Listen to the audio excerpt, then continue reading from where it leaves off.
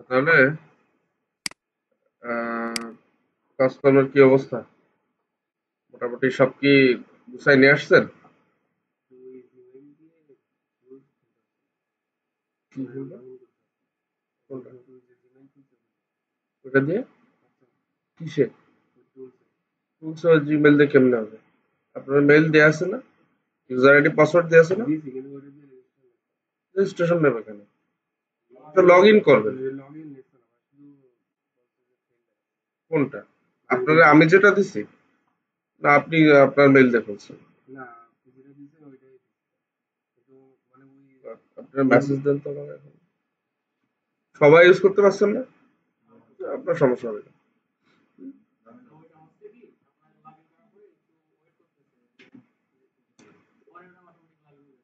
একটু তো সময় নেয়, দেখা যায় যে অনেক সময় ইন্টারনেট স্লো হয় বা এটা অ্যাক্সেস এক জায়গা থেকে আরেক জায়গায়। কেন? কি হচ্ছে না? ভালো লাগছে না বললে হবে? এখন আপনি কিভাবে ব্যাক করবেন? মানে অন্যতা বলতে এখন তাহলে ও বিক্রি করতে গেলে এখন আপনি তাহলে একবারে ল্যাপটপ নিলে ভালো হতো না?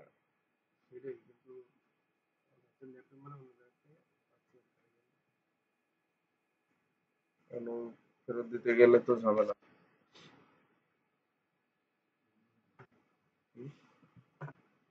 আপনার কারণ কেউ থাকলে আপনি বিক্রি করে ফেলেন। আপনি মার্কেট প্লেসে অ্যাড দেন ফেসবুকে। সে আমি দেখা গেলো পরে কথা বললাম, তো আপনি আগে ইয়ে করে দেখেন, কথা বলে দেখেন। কারণ যে জায়গা থেকে কেনা তাদের কাছে আবার বিক্রি করতে গেলে তারা দাম কম দিতে চাবে, এটাই স্বাভাবিক। তো আপনি আগে একটু দেখেন আপনার যে দাম দিয়ে কিনছেন বা তার চেয়ে একটু বেশি দাম বিক্রি করতে পারেন কিনা। বুঝলেন না বিষয়টা? চেষ্টা করে দেখেন। আর জিনিস তো ভালো, আপনি ডেস্কটপ ইউজ করেন, সমস্যা কি?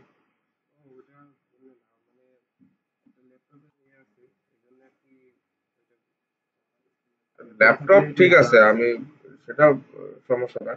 তো ল্যাপটপ কাজের জন্য আসলে খুব বেশি হ্যান্ডি না, কিন্তু ডেস্কটপই কাজ করার জন্য সবচেয়ে ভালো। কারণ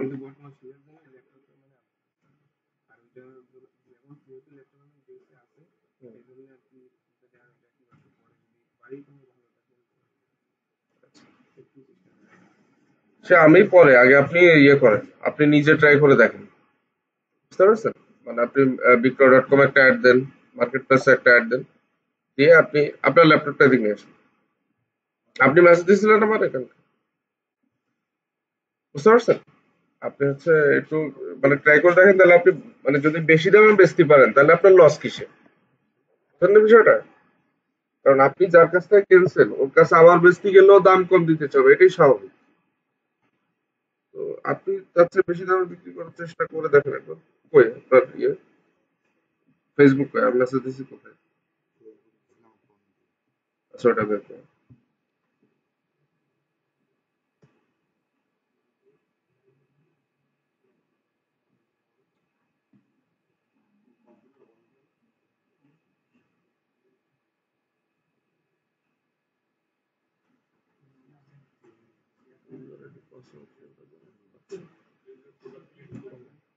তো আপনি এই শাকিব খান টান কোনে পাইছেন? হ্যাঁ, এখানে আপনি খুলবেন কেন? আমি ইউজার আইডি পাসওয়ার্ড দিয়ে দিচ্ছি, আপনি সেটা দিয়ে লগ ইন করবেন। হ্যাঁ,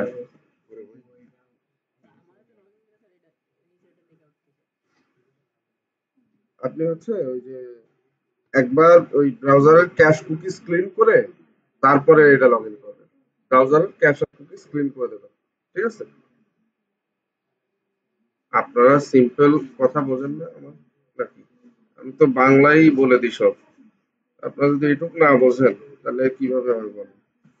আমি যে ইউজার আইডি পাসওয়ার্ড দিয়ে দিচ্ছি আপনি এইটাই বসাবেন এখানে। বুঝতে পারছেন বিষয়টা? বসায় লগ ইন দেবেন। আপনি অন্য কিছু দিয়ে দিলে তো হবে না। এবার দেখেন, খেয়াল করেন। হ্যাঁ, ওই ইউজার আইডি ওই পাসওয়ার্ড দিয়ে দেবেন। দিয়ে এই যে এবার আসছে দেখছেন? এবার এখানে ক্লিক দেবেন। এখান থেকে যাবেন, কোনো ঝামেলা নেই। এত ঝামেলা করতে হচ্ছে। ভেরিফিকেশন কোড বসাই দেন, আপনার ইমেলে কোড গেছে, ইমেল থেকে এনে বসাই দেন।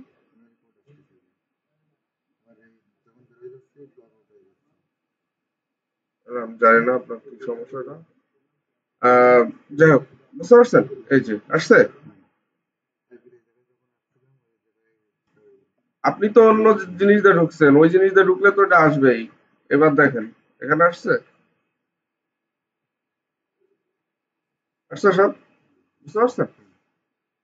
এই আমাদের আইপি তে লগ আউট করে রাখেন, এই ইয়ে হয়ে যাবে না।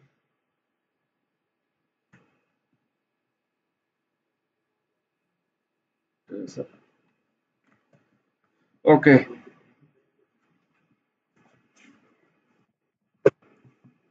তাহলে আহ মোটামুটি একটা পর্যায়ে তো যাচ্ছে সবকিছু নাকি? আর যাদের যে টুকিটাকি সমস্যা আছে, যেরকম আপনারা ইয়ে করেন, মানে কম্পিউটার বা এই বেসিক রিলেটেড যে ইউজেস, মানে ইয়েগুলো আছে আর কি, এগুলা নিজেরা আস্তে আস্তে ইমপ্রুভ করতে হবে কিন্তু, ঠিক আছে? মানে সবকিছু আমি দেখাই দিয়েও মানে আমার সুযোগ নাই বা সময়ও পাবো না। আবার ধরেন আমি যে আপনাকে সবসময় আম, সব বিষয়ে হেল্প করব সেটাও না, কারণ কিছু বিষয় আপনার নিজেরই এটা চ্যালেঞ্জ নিতে শিখতে হবে এখন থেকে। কারণ আমি ওই যে সবই যদি করে দিই, তাহলে আপনি কোনটা করবেন? তো এই জন্য নিজের সলিউশন গুলা বের করার চেষ্টা করেন, বেসিক সেট আপ, বেসিক জিনিসপত্র, এগুলো নিজেরাই সমাধান বের করার চেষ্টা করেন। এখন তো হাজার হাজার রকম প্ল্যাটফর্ম আছে, ইউটিউব আছে, আপনার কাছে চ্যাট জিপিটি আছে, সবকিছু আপনারা নিজেরা একটা সলিউশন বের করার চেষ্টা করবেন। কারণ কি, এগুলো মানে আমি হেল্প করতে চাই না বা করতে চাচ্ছি না তা না। ব্যাপারটা হলো যে একটা ক্লায়েন্ট ধরেন একটা বেসিক কাজ নিয়ে আসলো বা একটা কাজ দিল, তো ওইটার মিনিমাম সলিউশনটা তো আপনারাই বের করা লাগবে। সবসময় তো আপনি আমারও পাচ্ছেন না। তো এখন থেকে ওই অভ্যাসটা যদি না করেন, তাহলে পরবর্তীতে মানে ওই যে সবসময় একজনের উপর ডিপেন্ডেন্সি থাকলে ওটা হয় না। মানে ওই অভ্যাসটা গড়ে না উঠলে আপনি পরবর্তীতে দেখবেন সমস্যায় পড়তেছেন। এবং যারা ওই ডিপেন্ডেন্সিটা নিয়ে কাজ করে, তারা দেখবেন পরবর্তীতে যে ও আগাতে পারে না, একটা জায়গায় যে থেমে যায়। এই জন্য আমি তো হেল্প করতেই আছি, আমি তো আপনাদের সবগুলোই দেখাচ্ছি, বাট এই যে বেসিক কিছু জিনিসপত্র, যেরকম প্রোফাইল ক্রিয়েট করা, হ্যাঁ, ইমেল কেমনে খুলবেন, ঠিক আছে, বা কম্পিউটারে হয়তো বা কোনো ফাংশনে কাজ করতেছে না, বা কোথাও ক্লিক দিলে এটা হচ্ছে না, বা এই যে ব্রাউজারটা কিভাবে সেট আপ করা, যদি আমার দেখানোর কথা না, তারপরে আমি দেখাই দিছি কিন্তু আপনাদের। তো তারপরেও আপনারা এই মানে ছোটখাটো সমস্যাগুলো চেষ্টা করেন নিজেরা একটু নিজেদের মতো করে সলভ করা। তাহলে কিন্তু পরবর্তীতে আর এইসব ছোটখাটো সমস্যায় অন্যের মুখাপেক্ষি হওয়া লাগবে না। ঠিক আছে, এটা আপনাদের ভালোর জন্য বলছি। আর কম্পিউটার প্রচুর পরিমাণে ঘাটাঘাটি করেন, কম্পিউটার কিন্তু নষ্ট হওয়ার কিছু নেই। সর্বোচ্চ হলে উইন্ডোজ চলে যেতে পারে, বা আপনি কোনো ডাটা যদি ডিলিট না করেন তাহলে আসলে কোনো কিছু রিস্ক নেই।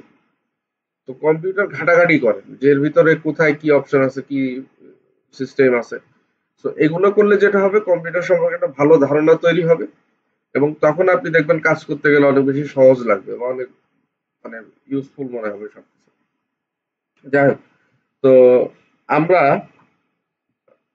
যে কাজগুলো মোটামুটি এই পর্যন্ত করলাম, আমি দেখছি কয়েকজন গ্রুপে দিছে আর কি, খুবই ভালো হয়েছে, খুবই মানে ইমপ্রেসিভ কাজ আপনাদের। কারণ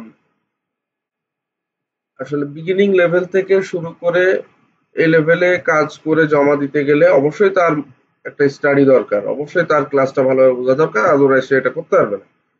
তো আপনাদের কয়েকজনের ওইটা আমি দেখে খুবই মানে ইমপ্রেস হয়েছি যে আপনারা, যাক আমি যেটা বোঝাচ্ছি সেটা সার্থক সামহাও, যে আপনারা কাজগুলো করে জমা দিচ্ছেন বা করতেছেন। তো আমি আশা করি যে সবাই করবেন, ঠিক আছে? আমার ভুল ত্রুটি হতে পারে, আমার দেখা যাবে একটা কাজে আমি আহ, অর্ধেক করতে পারতেছি আর অর্ধেক করতে পারতেছি না, এটা কিন্তু সমস্যা না। ওটা নিয়ে আমরা আবার আলোচনা করব, ওটা তো সমস্যা নাই।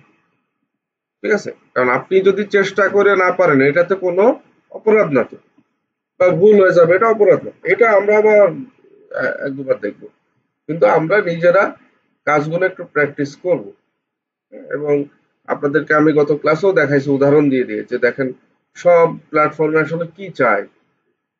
আপনার কিন্তু প্রথমেই চেয়ে বসবে ওই পোর্টফোলিও, আর ওইটা দিতে না পারলে আপনার অ্যাপ্লিকেশনের কোনো ভ্যালুই দেবে না কোনো ক্লায়েন্ট।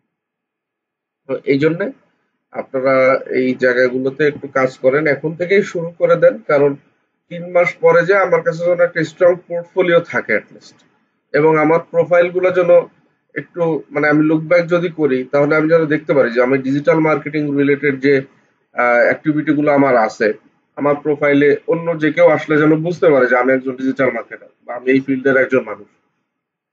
তো এতে করে যেটা হবে, আমাদের সবার কাছে গ্রহণযোগ্যতা যেমন বাড়বে, বা অন্যান্য জবে অ্যাপ্লাই করতে গেলেও আমার ওই কনফিডেন্স লেভেলটা কিন্তু তখন থাকবে যে না, আমি এই জবটাতে অ্যাপ্লাই করে একটা জব পাওয়ার মতো ক্যাপাবিলিটি আমার আছে, বা অ্যাটলিস্ট আমাকে শর্ট লিস্টে রাখবে। তো এটা খুবই গুরুত্বপূর্ণ। এবং আপনারা এখন থেকেই জিনিসগুলো কিন্তু স্টার্ট করে ফেলেন, যারা করেননি এখনো শুরু, তারা শুরু করে ফেলেন। ঠিক আছে, ভুল ত্রুটি হোক সমস্যা নেই। আর পোর্টফোলিওতে কি হয়, যে যতটুকু করছেন ওইটাই পোর্টফোলিও, কোনো ক্লায়েন্ট কিন্তু ওই অত খুঁটে খুঁটে দেখে না ওর ভিতরে যে ওর মধ্যে কি আছে, অত দেখার সময় নেই। ফাইলপত্র দিয়ে গুছাই দিছেন, ও বুঝতে পারতেছে যে এটা এই প্রজেক্ট রিলেটেড ফাইল। ও জাস্ট এক দুবার দেখলো যে আপনি কাজটা, মানে যে যে ধাপে করার দরকার বা যে যে প্যারামিটার গুলো থাকা দরকার সেগুলো আছে কিনা, ও জাস্ট এইটুকুই দেখবে। ওই আপনি ওই কাজের ভিতরে 100% অ্যাকুরেট কিনা, বা কোথাও বানান ভুল গেছে কিনা, বা আপনি হয়তো বা একটা সার্চ ভলিউম আরেকটাই বসাই দিচ্ছেন, সেটা ঠিক আছে কিনা, ওইগুলোও দেখতে আসতেছে না। তো ব্যাপারটা হলো প্রত্যেকটা ফাইলই আমরা রাখবো এই কারণে। হ্যাঁ, আমার একটা ফাইল ধরেন হয়তো বা কিছু ডেটা আমি রিমুভ করে ফেলছি, বা কিছু ডেটা হয়তো বা আমার এদিক সেদিক হয়ে গেছে, সমস্যা নেই। বা হয়তো বা একটা ফাইলে কাজ করছি, কিছু জিনিস ভুল হয়ে গেছে, সমস্যা নেই, এটা থাক। ফাইল ভারী হোক বা ফোল্ডার ভারী হোক, ওটা দিলেই কাজ হবে। ঠিক আছে, তো আমরা প্রোডাক্ট রিসার্চ পর্যন্ত কমপ্লিট করছিলাম, কিওয়ার্ড রিসার্চে, তাই না? তো আমাদের এই প্রোডাক্ট রিসার্চ বলতে আমরা এটা করছি কিন্তু মূলত অ্যাফিলিয়েট ফোকাসড, তাই না? অ্যাফিলিয়েটের জন্য, কারণ আমাদের আসলে প্রোডাক্ট রিভিউ গুলো হবে কিন্তু অ্যাফিলিয়েট ওয়েবসাইটের জন্য। তো এরপরে যে বিষয়টা আছে সেটা হলো, আমাদেরকে প্রত্যেকটা কিওয়ার্ডের সেকেন্ডারি কিওয়ার্ড রিসার্চ করতে হবে। হ্যাঁ, এটাকে সেকেন্ডারি মিন্স বলে, আপনাকে লং টেল কিওয়ার্ডও বলতে পারে, আবার এটাকে এলএসআই কিওয়ার্ডও বলে। মূলত এলএসআই কিওয়ার্ড, তো এলএসআই মিন্স হচ্ছে লেটেন্ট সিমেন্টিক ইন্ডেক্সিং। হ্যাঁ, তো LSI keyword, secondary keyword, long tail keyword সবগুলো সেম। তো লেটেন্ট সিমেন্টিক ইন্ডেক্সিং, হ্যাঁ, এই শব্দটা অনেক সময় আসতে পারে আপনাদের সামনে, লেটেন্ট সিমেন্টিক ইন্ডেক্সিং বা সিমেন্টিক ইন্ডেক্সিং বলতে কি বোঝায়, এরকম বিভিন্ন বিষয় আসতে পারে। তো প্রথমে আমাদেরকে একটা ধারণা নিতে হবে যে আসলে ইন্ডেক্সিংটা কি। ঠিক আছে, ইন্ডেক্সিং কাকে বলে? তো ধরেন আমরা যখন কোনো একটা ওয়েবসাইটে কোনো একটা পোস্ট পাবলিশ করি, বা কোনো কিছু আমরা লিখে পাবলিশ করি, এইটা পাবলিশ করার পরে সার্চ ইঞ্জিন এসে এটাকে ক্রল করে। এটাকে বলা হচ্ছে ক্রল করা। ক্রল করা মানে হচ্ছে ভিজিট করে, সে ওই পোস্টটাকে ভিজিট করে, ভিজিট করে দেখে যে এইটা আসলে সার্চের রেজাল্টে যাওয়ার জন্য স্ট্যান্ডার্ড যেটা আছে সেটা ফলো করে কিনা। আমার কথা কি বুঝতে পারছেন? যে সে প্রথমে সে ক্রল করবে যে এই পোস্টটা, ধরেন ও যদি সার্চের রেজাল্টে এমনি দিয়ে দেয়, তাহলে তো আমি ভুলভাল ইনফরমেশন দিয়ে পোস্ট দিলেও তো সার্চের রেজাল্টে চলে আসবে। বা টপ করে দিলে দেখা যাচ্ছে যে ওই রেজাল্টে যে যে মানুষ ভিজিট করবে সে তো আসলে সঠিক ইনফরমেশনটা পাবে না। তো এইটা কিন্তু সে প্রথমেই যাচাই করবে যে আসলে এই পোস্টটাকে সে সার্চের রেজাল্টের জন্য বিবেচনা করবে নাকি করবে না। এটাকে বলা হচ্ছে ক্রল করা। এবার ক্রল করে দেখলো যে না, এই পোস্টের সব স্ট্যান্ডার্ড বলেন বা যা যা আছে সবকিছু ঠিকঠাক আছে, তাহলে ওইটাকে সে ইন্ডেক্স করবে। ইন্ডেক্স করা মানে সে সার্চের রেজাল্টের জন্য বা গুগলের যে সার্চের রেজাল্টে যে পজিশন গুলো আছে এই পজিশনের জন্য এবার বিবেচনায় নেবে। এটাকে বলা হচ্ছে ইন্ডেক্স করা। মানে গুগল বা সার্চ ইঞ্জিন তার খাতায় ওই পোস্টের ইনফরমেশন গুলো সে স্টোর করে নিল। বুঝা গেল বিষয়টা? ধরেন আমরা যে পরীক্ষার হলে পরীক্ষা দিতে যাই না, তো স্যাররা কি করে, আমাদের অ্যাডমিট কার্ড, রেজিস্ট্রেশন কার্ড দেখে। তার মানে কি, যে আমি আসলে এই পরীক্ষা দেওয়ার যোগ্য কিনা সেটা আগে দেখে, চেক করে, বা আমি আসলে ওই ব্যক্তি কিনা, তারপরে আমাকে পরীক্ষা দিতে দেয়, তারপরে আমার রেজাল্ট হয়, তাই না? তো এখানে ব্যাপারটা ওইরকম, যে ওই যে পোস্ট গুলা আমার ওয়েবসাইটে আমি পাবলিশ করতেছি, প্রথমে গুগল বা সার্চ ইঞ্জিন ওইটা চেক করবে যে আমি আসলে তার সার্চের রেজাল্টে যাওয়ার যোগ্য কিনা, এটাকে বলে ক্রল করা বা ক্রল হওয়া। তো ক্রল হওয়ার পর যদি আমি যোগ্য হই, তারপরে আমি যোগ্যতা অর্জন করলাম ইন্ডেক্সিং এর জন্য, মানে আমি সার্চের রেজাল্টে অ্যাপিয়ার হওয়ার জন্য যোগ্যতা অর্জন করলাম। এবার সার্চের রেজাল্টে অ্যাপিয়ার হওয়ার জন্য যদি যোগ্যতা থাকে, তাহলে আপনি গুগলের টপ 10-এ যাওয়ার জন্য যোগ্যতা রাখেন। তো এরপরে আপনার কন্টেন্টের কোয়ালিটি বা আদার যে সমস্ত ফ্যাক্টর গুলো আছে বা ইস্যুস গুলো আছে, সেগুলোর উপরে ডিপেন্ড করবে আপনি গুগলের টপ পজিশনে যাবেন নাকি যাবেন না। সেটা তো পরের ব্যাপার। তাহলে এটাকে বলা হচ্ছে ইন্ডেক্স হওয়া। এখন সিমেন্টিক ইন্ডেক্সিংটা বা আসলে এখানে কি ব্যাপার সেটা আছে, তো খেয়াল করে দেখবেন যে আমরা যখন একটা বিষয় নিয়ে গুগলে সার্চ করি বা সার্চ ইঞ্জিনে সার্চ করি, এক একজনের সার্চের ক্রাইটেরিয়া কিন্তু এক এক রকম। একই টপিকে হয়তো সার্চ করতেছে, বাট এক একজন এক এক ভাবে করতেছে, তাই হয় না? ধরেন কেউ সার্চ করতেছে ডিজিটাল মার্কেটিং, কেউ সার্চ করতেছে how to learn digital marketing, কেউ সার্চ করতেছে যে how to do digital marketing. তো এখন সিমেন্টিক ইন্ডেক্সিং এর কথা যেটা বলছিলাম, যে আমরা এক একজন এক এক ভাবে সার্চ দিই একই টপিক হয়তো বা। ওই যে কেউ সার্চ করতেছে যে how to earn by digital marketing বা how to make money by digital marketing, এরকম ভাবে সার্চ করি, কিন্তু টপিক কিন্তু দিন শেষে একটাই, ডিজিটাল মার্কেটিং, তাই না? তো আপনারা খেয়াল করে দেখবেন যে সেম টপিকে আপনি যেভাবেই সার্চ দেন না কেন, একই ধরনের রেজাল্টই কিন্তু আমাদের সামনে আসে, একই টাইপের ওয়েবসাইট গুলো আসে। হয়তো বা সিরিয়াল এক দুই এদিক ওদিক হইতে পারে, কিন্তু একই রেজাল্টটাই দেখবেন মোটামুটি আসবে, বা একই টাইপের ওয়েবসাইট গুলো আসে। তো এই যে একই কিওয়ার্ডকে বিভিন্ন ভেরিয়েশনে একটা কন্টেন্টে অপটিমাইজ করা এবং ওই প্রত্যেকটা কিওয়ার্ডের জন্য ওই কন্টেন্টকে সার্চের রেজাল্টের টপে নিয়ে আসা, এটাই মূলত সিমেন্টিক ইন্ডেক্সিং এর কাজ। মনে করেন আমি একটা কন্টেন্ট বানাইছি যেটা ডিজিটাল মার্কেটিং এর উপর, ডিজিটাল মার্কেটিং এর বিভিন্ন ইনফরমেশন আছে। এখন কেউ যদি সার্চ করে যে how to earn through digital marketing, তাইলেও তো আমার কন্টেন্টটা আসা উচিত। কেউ যদি সার্চ করে যে how to make money by digital marketing, তাইলেও আমার কন্টেন্টটা আসা উচিত। আবার কেউ যদি সার্চ করে যে how to learn digital marketing, তাইলেও আমার কন্টেন্টটা আসা উচিত। কারণ আমি তো ওই কন্টেন্টের ভিতরে টপিকগুলো অবশ্যই কভার করব। তাহলে এইটা আমার ওই কন্টেন্ট আসলে কেন আসবে, মানে যে যেভাবেই সার্চ করুক ডিজিটাল মার্কেটিং রিলেটেড, তাহলে আমার কন্টেন্টে কেন আসবে, সেটা একটা কোশ্চেন হতে পারে। আর দ্বিতীয়ত হইলো, আমি আসলে কেন চাইবো যে ওই ধরনের সব কিওয়ার্ডে আমার কন্টেন্টে মানুষ আসুক। কারণ হলো আমি যে টপিকটা কভার করতেছি, আমি যদি ওই টপিক রিলেটেড অন্যান্য কিওয়ার্ড গুলো দিয়েও আমার কন্টেন্টটাকে অপটিমাইজ করাই, তাহলে আমি maximum number of traffic generate করতে পারবো। আর যদি চিন্তা করি শুধুমাত্র ডিজিটাল মার্কেটিং লিখলেই আমার ওয়েবসাইটটা আসতেছে, কিন্তু যে সার্চ করতেছে how to learn digital marketing, তার সামনে আমার ওয়েব পেজটা আসতেছে না, তাহলে ওই ট্রাফিক গুলো তো আমি হারাচ্ছি। তাহলে আমি সেটা কেন হারাতে যাব? সেটা হারানোর তো কোনো কারণ নেই, আছে? বুঝতে পারতেছি আমরা বিষয়টা? কারণ আমার টার্গেট হলো ডিজিটাল মার্কেটিং রিলেটেড যে টপিকে সার্চ করা হোক, আমার কন্টেন্টে যেন টপ রেজাল্ট আসে। আসলে কি হবে, ম্যাক্সিমাম নাম্বার অফ ট্রাফিক আমি জেনারেট করতে হবে। এখন কোশ্চেন হলো যে আমার ওই সমস্ত কিওয়ার্ডে কেন আমার কন্টেন্টে টপে আসবে? তখনই আসবে যখন আমি ওই কিওয়ার্ড গুলো আমার কন্টেন্টে ইমপ্লিমেন্ট করব। ঠিক আছে? আমি যখন আমার ওই কিওয়ার্ড গুলো আমার কন্টেন্টের ভিতরে ইমপ্লিমেন্ট করব, তখনই এই কন্টেন্ট ওই কিওয়ার্ড গুলো দিয়ে সার্চ করলেও আসবে। বুঝে গেল ব্যাপারটা? তাহলে এখন এটা ইমপ্লিমেন্ট কিভাবে হবে? এটা কন্টেন্ট যখন লেখা হবে, তখন ওর ভিতরে এই কিওয়ার্ড গুলো রাইটার পুট ডাউন করবে বা রাইটার ওই বিষয়গুলো কভার করবে। কিন্তু রাইটারকে তো আমার বলে দেওয়া উচিত যে তুমি এই কিওয়ার্ড গুলো আমার কন্টেন্টের ভিতরে কভার করবা, কারণ মানুষ এগুলোও সার্চ করে। রাইটার তো ওই সার্চ করার সময় নাই, ওরে টপিক দেবেন, ওরে বিষয় বুঝাই দেবেন, ও লিখে দেবেন। ঠিক আছে? এবার আমি দেখাই আপনাদের।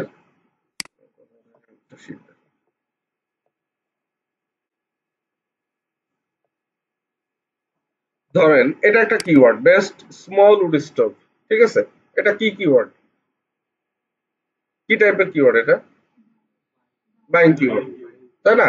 তো এখানে প্রোডাক্ট গুলো আছে। আচ্ছা, এইখানে দেখেন ওই যে সেকেন্ডারি অর এলএসআই কিওয়ার্ড আছে। মানে কি, রাইটার যখন এই বিষয়ের উপরে কন্টেন্টটা লিখবে, সে রিভিউ করবে এই প্রোডাক্টগুলা, এটা তো ঠিক। সেই প্রোডাক্টগুলো রিভিউ লিখবে, এটা তো ঠিক। এট দ্য সেম টাইম এই রিভিউগুলো লেখার সময় সে কি করবে, এই যে এই বেস্ট উড কি স্মল উড স্টোভ বিষয়ক আরো যে সমস্ত কিওয়ার্ড আছে যেগুলো মানুষ সার্চ করে, সে এই কিওয়ার্ড গুলোকেও কন্টেন্টের ভিতরে ঢুকানোর চেষ্টা করবে। দেখা যায় যে কন্টেন্টের ভিতরে বারবার তো এই বেস্ট স্মল উড স্টোভ সে বলবে না, সে না বলে এখান থেকে একটা ইউজ করবে, তারপরে এখান থেকে একটা ইউজ করবে, বা এটার উপর একটা পয়েন্টও করে সে লিখতে পারে, বা এই কিওয়ার্ডের উপরে সে আর একটা পয়েন্ট বানাতে পারে। সো এটা তার উপরে সে কিভাবে ঢুকাবে, সে রাইটার সেটা বুঝবে। কিন্তু আমার বলে দিতে হবে যে তুমি আমার কন্টেন্টের ভিতরে এই পয়েন্ট গুলাকেও কাভার করবা। ঠিক ওই যে রচনার প্রতিযোগিতা হয় না, ওইখানে কিন্তু বলে দেয় যে এই রচনার টপিকে এবং এর ভিতরে মাস্ট এই 5টা টপিক কভার করতে হবে, তাই না? তাহলে আমরা রাইটারকে কিন্তু ওইটাই বলে দিতে হবে যে ভাই তুমি টপিক এটা ঠিক আছে, এটার উপরে তুমি কন্টেন্ট লেখো, কিন্তু তার ভিতরে এই টপিক গুলো তুমি অবশ্যই কভার করবে, এবং তার ভিতরে তুমি এই যে প্রোডাক্ট গুলো আছে এই প্রোডাক্ট গুলো রিভিউ লিখবে। সে কিভাবে স্টাডি করবে, কিভাবে প্রোডাক্টের রিভিউ লাগবে, এটা তার হেডেক, এটা আমার হেডেক না। কারণ সে ওই প্রোডাক্ট সম্পর্কে, ধরেন এখানে প্রোডাক্টে ক্লিক দিলেই তো প্রোডাক্টের ফিচার বলেন, প্রোডাক্টের ডেসক্রিপশন বলেন, সবকিছু সে জেনে আসতে পারতেছে, ঠিক না? তো জেনে এসে সে ওইটার উপরে রিভিউ লিখবে, বা প্রোডাক্ট নিয়ে সে ইউটিউব বা বিভিন্ন ক্ষেত্রে ভিডিও দেখে নিতে পারে, সেগুলো প্রোডাক্টগুলো কেমন একটু আইডিয়া নিল, সে নিয়ে এসে রাইটারের কাজ করবে, কারণ এটা তার কাজ এ বিষয়ে লেখালেখি। আর এই পয়েন্ট গুলো সে কন্টেন্টের ভিতরে কভার করবে। তাহলে এখন অ্যাজ এ ডিজিটাল মার্কেটার বলেন, এসইও এক্সপার্ট বলেন, বা কিওয়ার্ড রিসার্চ এক্সপার্ট বলেন, আমাকে কিন্তু এই টপিক গুলা বলে দিতে হবে যে ভাই তুমি এইগুলা কভার করবে, ঠিক আছে? তাহলে এই সেকেন্ডারি কিওয়ার্ড গুলো আমরা নেবো কোত্থেকে বা পাবো কই? এটাকে আমি মন মতো দিয়ে দেবো? তো আমি ইচ্ছা স্বাধীন একটা দিয়ে দিলাম, তা তো না। তাহলে আমাকে দিতে হবে অবশ্যই এটা ফ্যাক্ট চেক করে যে এই কিওয়ার্ড গুলো আসলে মানুষ সার্চ করে কিনা, বা এই কিওয়ার্ড গুলোতে যে ইনফরমেশন ক্যারি করতেছে সেই ইনফরমেশন গুলো আসলে মানুষের জন্য, এই কিওয়ার্ডের জন্য উপযুক্ত কিনা, সবকিছু অ্যানালাইসিস করে দেন আমাকে দিতে হবে। তো এই জন্য আমরা কি করবো জানেন, যে কিওয়ার্ডের সেকেন্ডারি কিওয়ার্ড গুলো আমরা বের করবো বা এলএসআই কিওয়ার্ড বের করবো, জাস্ট ওই কিওয়ার্ডটা কপি করে আমরা গুগলে সার্চ করবো, করলাম, ঠিক আছে? করে আমরা একটু নিচে চলে যাবো, দেখেন এইখানে বলা আছে পিপল অলসো সার্চ ফর। মানে দেখেন ওই সেম কিওয়ার্ডে মানুষ এইভাবেও কিন্তু সার্চ করে থাকে, এবং গুগল যেগুলো পপুলার বা যেগুলো থেকে সবচেয়ে বেশি সার্চ হয় যে কিওয়ার্ড গুলো দিয়ে, সেগুলো এখানে দিয়ে রাখছে। তাহলে এইগুলোই তো আমার সবচেয়ে বেস্ট সেকেন্ডারি কিওয়ার্ড অপশন। কিসের কপিরাইট? না, কপিরাইট আসলে আমরা ক্লিয়ার না, কপিরাইট আসলে কি মানে আপনারা অনেকে হয়তো এই বিষয়টা একটু ডিপলি মানে স্টাডি করলে বুঝতে পারবেন যে কপিরাইট আসলে কি। কপিরাইট হলো যখন আপনি যে কোনো প্ল্যাটফর্মে একটা কন্টেন্ট মেক করবেন, ওই কন্টেন্ট যদি আপনি পুরোটাই অন্য জায়গায় কপি করে আপলোড করেন, সেটা কপিরাইট, ঠিক আছে? মনে করেন যে আপনি এটা পুরোটা না হলে ধরেন 30% কপি করছেন, সেটাও কপিরাইট। 10% কপি করছেন, সেটাও কপিরাইট। কিন্তু কোনো টপিক, কোনো কিওয়ার্ড, এইটা কপিরাইট ইস্যুর ভিতরে পড়ে না, কারণ এটা তো আমার কভার করতে হবে। হ্যাঁ, টপিক কিওয়ার্ডে কিছু যায় আসে না, ঠিক আছে? কারণ এগুলো তো জাস্ট আমি একটা একটা পয়েন্ট এখান থেকে আইডিয়া নিচ্ছি, কারণ এটা গুগলই আমারে বলতেছে যে পিপল এইগুলো দিয়ে সার্চ করে, তুমি এইগুলো তোমার কন্টেন্টে কভার, এটা সাজেশন, এটা সাজেশন। কিন্তু আমি যখনই এই সাজেশনের উপরে বেস করে সার্চ দিয়ে কোনো ওয়েবসাইটের ভিতর থেকে কন্টেন্ট কপি করে নিয়ে আসবো, তখন এটা কপিরাইট, ঠিক আছে? তখন ওইটা কপিরাইট ইস্যুর ভিতরে চলে আসবে। কিন্তু আমাকে যেটা ওপেন সোর্স প্ল্যাটফর্ম গুলো বলে দিচ্ছে যে এটা কপিরাইট না। ধরেন আমরা ইউটিউবেও অনেক ক্ষেত্রে অনেক মিউজিক ইউজ করি, ওই মিউজিক গুলো কিন্তু কপিরাইট ইস্যু এর বাইরে, কারণ ওর ভেন্ডররা বলে দেয় যে এটা তো কপিরাইট না, এটা কপিরাইট ফ্রি মিউজিক। ইউটিউবের স্টুডিও আছে, ইউটিউবের স্টুডিওতেও কিন্তু প্রচুর মিউজিক দেওয়া আছে যেগুলো কপিরাইট ফ্রি, ফেসবুকের স্টুডিও আছে, আপনি এগুলো নিয়ে ফ্রিতে ইউজ করতে পারেন, কেউ কপিরাইট ধরবে না। কিন্তু আপনি ধরেন কোন একটা মিউজিক খুব পপুলার, সেটা নিয়ে আপনার কন্টেন্ট ইউজ করলেন, সেটা তো কপিরাইট আসতে পারে, কারণ সেটা তো অন্য ভেন্ডরের, সে তো লাইসেন্স দেয় নাই যে আপনি ফ্রিতে ইউজ করেন। ঠিক আছে? সো আনলেস আনটিল এটা কারোর নিজস্ব প্রপার্টি, মানে যেটা ওপেন সোর্স লাইসেন্স নাই, সেখান থেকে যদি আমরা কপি করি তাহলে সেটা কপিরাইট হবে। বাট এইটা আমাকে গুগল সাজেশন দিচ্ছে, এই সাজেশন নিলে আমার কোনো কপিরাইট ইস্যু হওয়ার পসিবিলিটি নেই। আর এত ছোট সেগমেন্টে আসলে ওয়েবসাইটের কন্টেন্টের কপিরাইট ধরে না। ইউটিউবে খুব ছোট ছোট ইস্যু ধরে, 10 সেকেন্ড 5 সেকেন্ডও ধরে না ইউটিউব, কারণ ইউটিউব আসলে ভিজুয়াল মিডিয়া, তো এখানে ছোট্ট একটা মিউজিকেরও অনেক বেশি মানে ইয়ে থাকতে পারে, হ্যাঁ গুরুত্ব থাকতে পারে। সো এই কারণে ইউটিউবে এটা খুব স্ট্রিক্ট। এবং ইউটিউবের কপিরাইট যে ইয়াগুলো আছে, রুলগুলো আছে, ধরেন আপনি একটা ভিডিও আপলোড করলেন, তার ভিতরে অনলি 5 সেকেন্ডের একটা মিউজিক ইউজ করলেন, একদম ওই 5 সেকেন্ড ধরে দেখা যাবে যে এখান থেকে এই পর্যন্ত আপনি ইউজ করছেন। এবং এইটা যে ভেন্ডরেরটা আপনি ইউজ করছেন ওর কাছে অটোমেটিক নোটিফিকেশন চলে যাবে যে আপনার মিউজিক অমুক ইউজ করছে। কারণ আপনি কি অ্যাকশন নেবেন? অ্যাকশন নেওয়া যায় দুইটা, একটা হলো কপিরাইট ক্লেম করা। কপিরাইট ক্লেম করলে যেটা হবে, ভিডিও আমার মানে ওই চ্যানেলে থাকবে, ভিডিও ভিউটিও হবে, বাট আর্নিং পাবে সে। বুঝতে পারছেন? আবার আরেকটা আছে, কপিরাইট ক্লেম করবে আবার ভিডিও টেক ডাউন করবে, মানে সে ভিডিওটা আমার চ্যানেল থেকে সরাই ফেলতে হবে, বা অটোমেটিক্যালি ও জাস্ট ক্লিক করে দেবে, আমার চ্যানেল থেকে অটোমেটিক্যালি ভিডিও রিমুভ হয়ে যাবে, মানে ইউটিউব অটোমেটিক্যালি টেক ডাউন করে দেবে। আর একটা হলো কপিরাইট স্ট্রাইক, যেটা সর্বোচ্চ শাস্তি, মানে ভিডিও তো টেক ডাউন করবেই, উল্টো আপনার চ্যানেল স্ট্রাইক আসবে, এবং 3 মাসের ভিতরে যদি 3টা স্ট্রাইক পান এরকম, তাহলে চ্যানেল পুরো গায়েব, আর চ্যানেল বাঁচানোর কোনো লাইন নেই। তো অনেকেই আছে, হ্যাঁ, যে স্ট্রাইক তো অনেকেই দেয়। অনেক ক্ষেত্রে অনেক মানুষ তো খুবই স্ট্রিক্ট থাকে, তারা আসলে কোনো কিছুতেই বলে না, ওই যত যাই বলেন ওই স্ট্রাইক মেরে দেয়। এটা তো আপনার মানে ইউটিউবের কমিউনিটি গাইডলাইন স্ট্রাইক খাবে না, ওটা অন্য কেউ দেবে না, ইউটিউব নিজে দেবে, কোনো ইয়ে নেই। এটা তো আপনার গুগলও তো ওই যে মোটা ইন্ডেক্সই করবে না, ক্রল করবে, ইন্ডেক্স করবে না। মানে গুগল এবং ইউটিউব খুবই স্ট্রিক্ট এইসব জায়গায়। ফেসবুক অনেক ক্ষেত্রে অনেক বেশি শিথিল এখনো, কিন্তু এই দুই প্ল্যাটফর্মে আসলে কোনো মিসগাইড ইনফরমেশন বা এই ধরনের কপিরাইট ইস্যু নিয়ে কোনো কিছু করার সুযোগ নেই। এই কারণে দেখেন ইউটিউব আজকে কত বড় প্ল্যাটফর্ম হয়ে গেছে, সমস্ত বড় বড় মিডিয়াম এখন ইউটিউবে চলে গেছে। কারণ কি, যে এখানে কন্টেন্ট যেটা পাবলিশ করতেছে তার প্রপার রেভিনিউ সে পাবে, এইটুক অন্তত নিশ্চিত, তাই না? এটুক অন্তত নিশ্চিত। সো এই প্ল্যাটফর্ম গুলো শুধুমাত্র এই নীতি বা এই ধরনের ক্রাইটেরিয়ার কারণে এত বেশি জনপ্রিয় হয়ে গেছে। মনে করেন এই যে যারা বিভিন্ন কন্টেন্ট ক্রিয়েটর আছে, নাটক বানায়, গান তৈরি করে, যারা সিঙ্গার বা কম্পোজার আছে, একটা গান তৈরি করা বা একটা নাটক তৈরি করা কিন্তু একেবারে সহজ কথা না। মনে করেন মানুষ সিনেমা দেখে কিন্তু মানে কাইন্দা দেয় আর কি, বা হাসে, বা তার মনটা ফুরফুরা যায়। কারণ কি, যে তাকে এমন একটা জিনিস দেখানো হয় বা এমন একটা ইলুশনের ভিতরে নিয়ে যাওয়া হয়, পুরোপুরি ঢুকে যায় ওর ভিতরে সে। বা মানুষ গান শোনে না, গান শোনে কেন? গান শুনে একটা ফিল হয়, কিন্তু দেখবেন এক এক সময় মানুষ এক এক ধরনের গান শোনে। হ্যাঁ, আনন্দে এক সময় গান শোনে, কষ্টে শোনে, আবার দেখা যাচ্ছে যে মানে ওয়েদার একটা ব্যাপার থাকে, যে বৃষ্টির সময় এক ধরনের গান শোনে মানুষ। So, এইটা কেন, মানে মানুষকে টাচ করে। এখন ওই ক্রিয়েট বা ওই যে ক্রিয়েশনটা, ওইটা কিন্তু একটা মানুষ একবারই করতে পারে। এটা কিন্তু ভিতর থেকে আসে, সোলের ভিতর থেকে আসে, এটা কিন্তু এমনি এমনি করা যায় না। যারা মিউজিক ক্রিয়েট করে বা এই যারা ডিরেক্টর বা যারা এই সিনেমা বানায়, ওদের একটা ইন্টারভিউ শুনলে বুঝতে পারবেন যে এই ক্রিয়েশনটা আসলে যেন তেন কাজ না।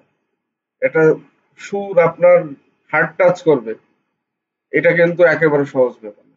সো ওই ক্রিয়েশন সে করলো, করে সে যখন পাবলিশ করতেছে, এটার কোনো সে রেভিনিউ পাচ্ছে না, এটা পাইরেটেড হয়ে যাচ্ছে, এ হয়ে যাচ্ছে। যেমন সিডির যুগে যেটা হতো, একটা সিডি কিনে সবাই কপি করে পেন ড্রাইভ দিয়ে মেরে দিত, এখন তো আর ওই ভয় নেই। তো এখন এই কারণে ইউটিউবটা এত বেশি জনপ্রিয় হয়ে গেছে, যে সবাই ইউটিউবে কন্টেন্ট পাবলিশ করতেছে। সে জানে যে আমার ভিডিও যদি অন্য কেউ পাবলিশ করে তাহলে এটা আমি ধরার সাথে সাথে ধরার অপশন আছে। তো কোথায় দেখেন চিন্তা করেছে, এবং কোয়ালিটির উপরেও জোর দিছে। কোয়ালিটি কি, যে ধরেন একটা মিনিমাম ওয়েবসাইটও লোড দিতে গেলে একটা স্পিডের দরকার পড়ে, কিন্তু ইউটিউব দেখেন আপনি, আপনি জাস্ট ক্লিক করবেন, ভিডিও প্লে হয়ে যাবে।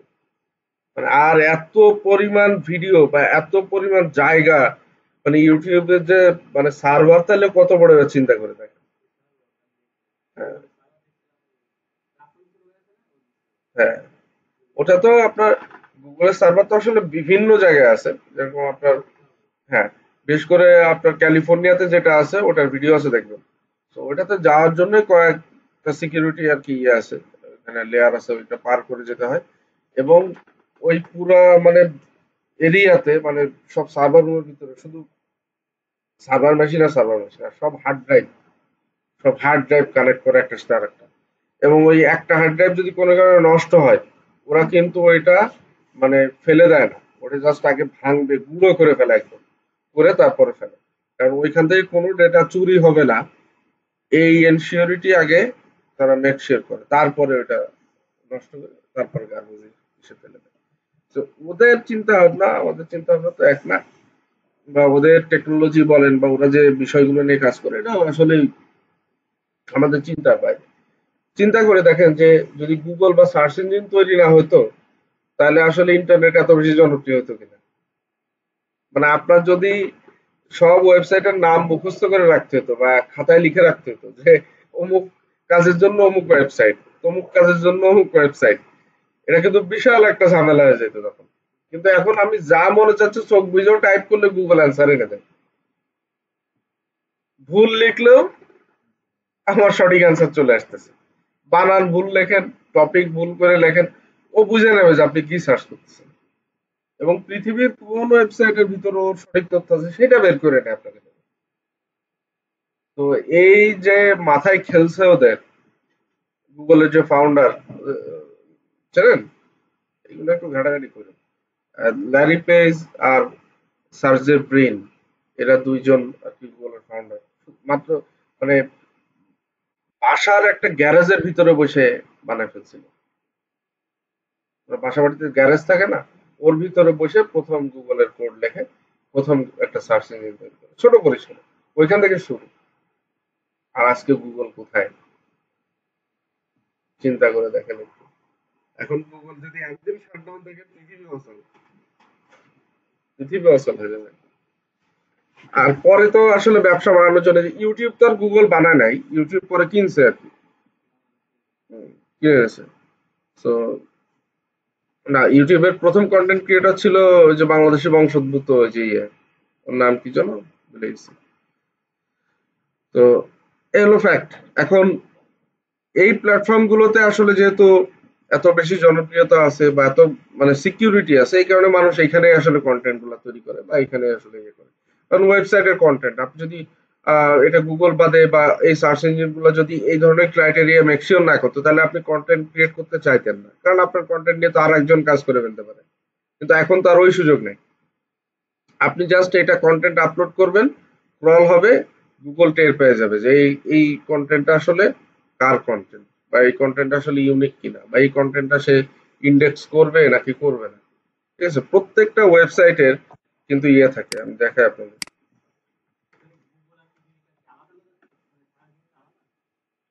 না, পিপিলিকা বাংলাদেশি সার্চ ইঞ্জিন। এখন পিপিলিকার, হ্যাঁ সার্চ ইঞ্জিন ওটা বাংলাদেশি, ভালো, খারাপ না। ঠিক আছে, বাংলাদেশি হিসেবে বেশ ভালো, বাট গুগলের মতো তো আর ডেটা প্রসেস করতে পারে না।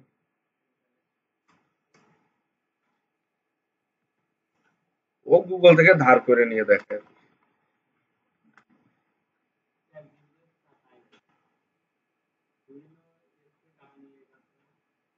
হ্যাঁ,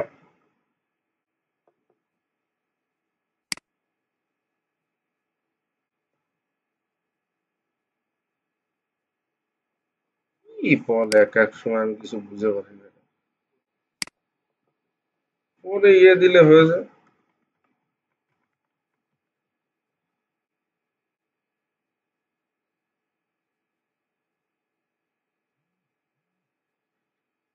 4151, মানে আমরা বাঙালিরা কি জানেন, আমাদের আসলে নতুন কিছু আবিষ্কারের নেশা আমাদের কখনো পায় না। আমরা কি করি, যা আছে তাই নিয়ে আবার তৈরি করি। যেমন মাঝে এই যে জুলহাস নামে একটা ছেলে খুব পপুলারিটি পাইলো না? কি করে বলেন তো? ওই যে গ্লাইডার উড়ায়, ওই যে প্লেন উড়ায়। কথা হচ্ছে এই প্রযুক্তি ভাই 150 বছর আগে বিলুপ্ত হয়ে গেছে, ওই গ্লাইডার প্রযুক্তি। এখন বানায় লাভ কি? চিন্তা করে দেখেন আপনি, মানে বানাইছে এটা ভালো ঠিক আছে, কিন্তু এটা বানায় আসলে বেনিফিটটা কি? ওই জিনিস কি এখন কেউ বানাবে? বাণিজ্যিক ভাবে বানায় কেউ এখন? বিমান এখন শ শ মানুষের সা করে উড়ে চলে যাচ্ছে, পৃথিবীর সর্বাধুনিক টেকনোলজি সেখানে আছে, পাইলট ঘুম পড়ে থাকলেও এটা চলে, তাই না? চিন্তা করে দেখেন আপনি কোথায় আছে দুনিয়া এখন। আর সে এখন একটা গ্লাইডার বানাইছে স্যালো মেশিন দিয়ে, এটা দিয়ে বাংলাদেশের মিডিয়া থেকে শুরু করে সব পাগল হয়ে গেছে, সব পাগল। রাজনৈতিক দলগুলো পর্যন্ত তার বাড়ি চলে গেল এ করলো ওগুলো। ভাই ঠিক আছে, আমি অ্যাপ্রিসিয়েট করি, কিন্তু এই যে মানে এমন ভাবে বলতেছে সে অমুক করবে তমুক করবে, সে বড় প্লেন বানানোর স্বপ্ন দেখতেছে, মানে মিডিয়ার তো খেয়ে দেয় কাজ নেই ভাই, এত সহজ। এই যে ইন্ডিয়ান একটা প্লেন ক্র্যাশ হলো না, এই যে গত মাসে 200 কতজন মারা গেল, বোয়িং এর কত কোটি ডলারের শেয়ার এখানে ইয়ে হয়েছে জানেন? মানে ওই যে বিমান নির্মাণকারী যে প্রতিষ্ঠান বোয়িং এর প্লেন তো ড্রিম লাইনার ইয়ে হয়েছে, এখন ওইটার তো ইনভেস্টিগেশন চলতেছে, এটার পরে কি হবে, এটা আসলে প্লেনে কোনো নির্মাণ ত্রুটি ছিল কিনা বা কিছু ছিল কিনা যদি ধরা পড়ে, তাহলে পৃথিবীতে ওই মডেলের যত বিমান আছে সব ওই মুহূর্তে গ্রাউন্ড করবে, বাদ দেবে না, মানে সব নামায় নিয়ে আসবে। যতদিন পর্যন্ত এই প্রবলেম গুলো সলিউশন না হবে ততদিন পর্যন্ত বসে থাকবে, তাহলে কত কোটি কোটি টাকা খরচ এখানে একটু চিন্তা করে দেয়। এবং যাদের ওই প্রত্যেকটা এয়ারলাইনার তো ক্ষতিপূরণ দেওয়া লাগবে। না, পাখির কারণ তো ধরা পড়ে নাই। ওটা কালকে দেখলাম যে কি একটা চিপ বা কিসের কারণে, কারণ এখন তো প্লেন পুরোটা অটোমেটেড আর কি, মানে প্রত্যেকটা সেন্সর দিয়ে বা কম্পিউটারে চলে। কোনো একটা সেন্সর হয়তো বা ঘাপলা ছিল বা কি ছিল, সেই কারণে ওটা অটোমেটিক যে ফুয়েল কাট অফ হয়ে গেছে, এরকম কি একটা দেখো। তো বিষয়টা এই কারণে বলছি যে দেখেন, আমরা আসলে নতুন কিছু না করে সব ওই পুরানো। মানুষ এখন ভাই ড্রোনের যুগে আছে, ড্রোন ড্রোন ফোন দিয়েও কত কিছু করা যায়, ড্রোন দিয়ে মিসাইল বানাচ্ছে। আমি এখন গ্লাইডার প্রযুক্তি নিয়ে পড়ে আছি, বানাইছি পিপিলিকা.কম। ভাই তোর পিপিলিকা বানায় লাভটা কি? এর পিছনে তো খরচ হয়। চিন্তা করেন যে বানায় আসলে কি কোনো বেনিফিট আছে নতুন কিছু বানাতে? এই যে এআই তো তখন আসছিল না, তাহলে এআই নিয়ে তো কাজ করতে পারতো। আবার দেখলাম বুয়েট বানাইছে কি রিক্সা, মানে ইজি বাইক বানাইছে, এটা আবার উদ্বোধন করতে উপদেষ্টা চলে গেছে। আমি হলে তো বলতাম যে তোমার গার্বেজ আবিষ্কার তুমি ভাই তোমার কাছে রাখে, উদ্বোধন হবে না। যে জিনিস বাংলাদেশে চলে ফাটা ফাটা হয়ে যাচ্ছে, চাইনিজ ইজি বাইক, আবার তাই বানাইছে। তাহলে বুয়েট যদি এই কাজ করে, তো চিন্তা করে দেখেন যে আমরা আসলে কবে কি করব। কমেন্ট তো মনে করেন যে যা করতে ইচ্ছা করে তার তো, মানে মানুষ তো আরো ভদ্র দেখি যে কিছু সেইভাবে লেখে না, আর আমি তো লিখিই না এখন কোনো কিছু কাজে। যে ওই লিখলে ফেসবুকের আবার এই জিনিসটা খুব খারাপ, যে আমি লিখলাম আরো 50 জন দেখতে পারে যে অমুকে এটা লিখছে, না হলে লিখা যাইতো অনেক কিছু। তো ব্যাপারটা হলো এই যে আসলে আপনি দেশের সর্বোচ্চ প্রতিষ্ঠানগুলো থেকে কি আশা করবেন? তারা অ্যাটলিস্ট একটা কিছু আবিষ্কার করুক বা কিছু করুক। কোন জায়গায় গ্লাইডার বানাইছে, কোন জায়গায় তার আগে দেখলাম এই খুলনায় একজন কি অলক্কর দিয়ে হেলিকপ্টার বানাইছে, শুধু ঘোরে, উড়ে না। হ্যাঁ, তো বিলিয়ন বিলিয়ন ডলার খরচ করে এই যে কোম্পানিগুলো প্লেন বানায়, এক একটা প্লেন তৈরি করতেই 2-4 বছর লাগে, তারপরেও এরকম নির্মাণ ত্রুটি অনেকখানি থেকে যায় অনেক ক্ষেত্রে, এবং এই যে অ্যাক্সিডেন্ট গুলো হয়, ভয়াবহ অবস্থা হয়ে যায়, তাই না? তো এই জায়গায় এ কি আসলে কোনোদিন যেতে পারবে? তাহলে ও ঘোড়া ডিমা বানাবে। শখ এক জিনিস, আর ওইটা নিয়ে বাণিজ্যিক চিন্তা ভাবনা আর এক জিনিস। সে বানাইছে, ঠিক আছে, তার শখ। কিন্তু আমরা এই যে মিডিয়া হাইপ টাইপ দিয়ে এটা একদম পুরো এই পর্যন্ত তুলে দিলাম, আর কিন্তু কোনো খোঁজ খবর নেই। ঠিক আছে, এই জিনিসগুলো ভালো লাগে না। যাই হোক দেখেন, এটা হলো গুগলের সার্চ কনসোল। এটা দেখানোর কারণ কি, আপনি যতগুলো ওয়েবসাইট নিয়ে কাজ করবেন প্রত্যেকটাই গুগলে সাবমিট করতে হয়। ঠিক আছে, এটা আমি আপনাদের দেখাবো কিভাবে কি করে। তো সার্চ কনসোলে যে ডেটা থাকে, যে আপনার কত ক্লিক আসতেছে, কত ইমপ্রেশন আসতেছে, মানে সার্চের রেজাল্টে মানুষের সামনে কতবার আসতেছে, আপনার পেজগুলোর এভারেজ পজিশন কত, সিটিআর কি আছে, এবং মোস্টলি আমরা বর্তমানে যেটা দেখা দরকার সেটা হলো আমাদের কিওয়ার্ড কোনগুলো ইন্ডেক্স হয়েছে। বুঝতে পারছেন? দেখেন এটা হলো আমার পার্সোনাল ওয়েবসাইট। তো পার্সোনাল ওয়েবসাইটে এখানে তো আর আসলে খুব বেশি ট্রাফিক আসার কথাও না, কারণ এখানে সব আমার নামের উপরে বেস করে, আমার নামে তো সার্চ ভলিউম খুব বেশি না। তো এইখানে দেখেন আমি যে যে কিওয়ার্ড গুলোকে ফোকাস করছি সবগুলো কিওয়ার্ড কিন্তু এখানে গুগল ইন্ডেক্স করছে, দেখছেন? তো আমরা যে কাজগুলো করতেছি এটা কিন্তু সব গুগলের আওতাধীন থাকবে, ঠিক আছে? এই যে প্রত্যেকটা কিওয়ার্ড, এবং কোন কিওয়ার্ডে আমার কি পরিমাণ ইমপ্রেশন, কি পরিমাণ ক্লিক আসতেছে সেটাও আছে, ঠিক আছে? এরপরে কি আছে, কোন পেজে কি অবস্থা, কোন কান্ট্রি থেকে আসতেছে, তারপরে কোন ডিভাইস থেকে আসতেছে, সবকিছু দেখেন এখানে আছে। এরপরে এখানে আমাদের যে ইন্ডেক্সিং যেটা আছে, এখানে পেজেস অপশন, কোন পেজগুলো ইন্ডেক্স, কতগুলো ইন্ডেক্স হয় নাই, এবং ইন্ডেক্স না হলে যে 3টা ইন্ডেক্স হয় নাই, না হওয়ার পিছনে কারণ কি, এই যে ক্রলড, কারেন্টলি নট ইন্ডেক্সড, ক্রল করছে বাট ইন্ডেক্স করে নাই, দেখি কোন 3টা পেজ,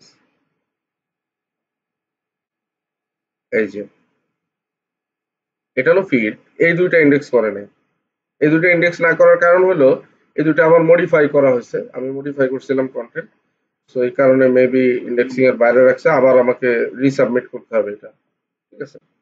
মানে আমি কিছু চেঞ্জ করছিলাম কন্টেন্ট গুলোতে, তো এই কারণে হয়তো বা ইন্ডেক্স করে নাই, সো আবার এটা ঠিক করে আবার ইন্ডেক্সিং এ দিতে হবে। বুঝতে পারছেন বিষয়টা?